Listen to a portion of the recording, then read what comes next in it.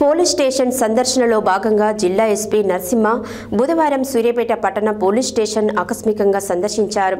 అదేవిధంగా police station పరిసరాలు, police station నిర్వహణను, రిసెప్షన్ నిర్వహణను, ఫిర్యాదుల నమోదు పరిశీలించారు. ట్రాఫిక్ పోలీస్ స్టేషన్ సీసీ విభాగాన్ని పరిశీలించారు. ఈ సందర్భంగా ఎస్పీ మాట్లాడారు.